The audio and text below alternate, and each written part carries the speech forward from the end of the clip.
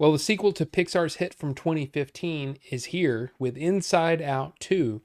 Is it a return to form for Pixar? If you haven't seen the original Inside Out, I highly, highly, highly recommend it. I don't think that you need to have seen it to watch this one, but it's really good. Like you should watch it. Because I knew that I was going to see Inside Out 2 today, that I went and watched the original again and realized that I hadn't watched this since it originally was released in theaters. I hadn't actually watched this, the Blu-ray 3D version that I have here. It's pretty cool. But yeah, the first movie is just so ingenious, the way that it's everything is done, that the ideas about how our memories are made and how they change as we grow up. I mean, it's an awesome movie. Now, Inside Out 2 takes those ideas and builds on them. And as we grow older, our emotions grow more complex. And here we get a bunch of new emotions in addition to the ones that were in the first movie, in the form of anxiety, envy, embarrassment, and ennui, which I didn't actually know how that was pronounced until the movie. But there you go. I really enjoyed Inside Out 2, but especially after watching the first one, it's just not quite as good. And that doesn't mean that this is a bad movie at all. I mean, this movie's really, really well done, but the first one was so smartly put together that it's Inside Out 2 just couldn't help but be in the original's shadow a little bit. You know what I'm saying? And I guess the biggest problem is, and it's not really a problem so much because it's so charming. You know, the all of Pixar's movies are very, very charming, but it is very predictable, at least more predictable than the first one. But I will say that there is an emotion that wasn't shown in the trailers, that when that emotion comes on screen, it's chef's kiss. It's perfect, and it got a huge, huge laugh from the audience that I saw it with. Speaking of, my theater was freaking packed. Like there was I didn't see an empty seat. So I feel like this movie is probably going to be a pretty big hit, and it's probably deservedly so. The voice actors here are all top notch. I mean, Amy Poehler returns as Joy, and she's great.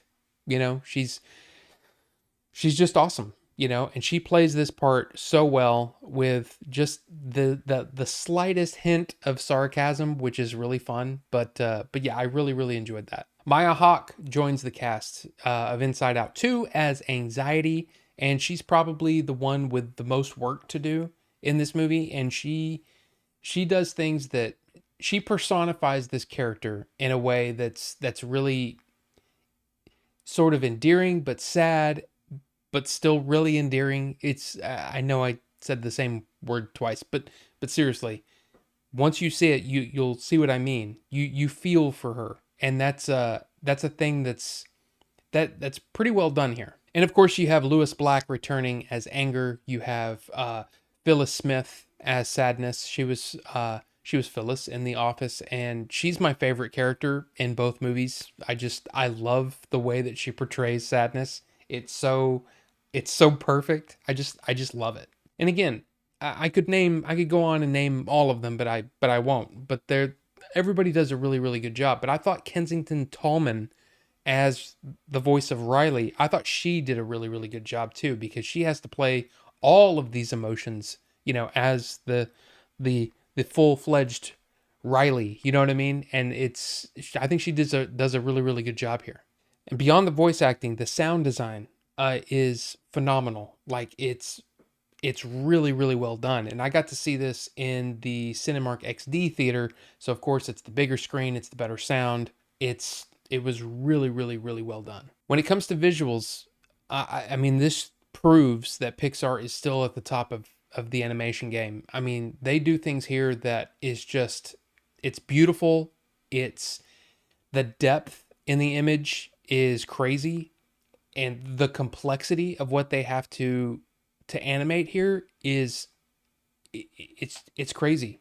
It's crazy good. And the first movie is like beautiful.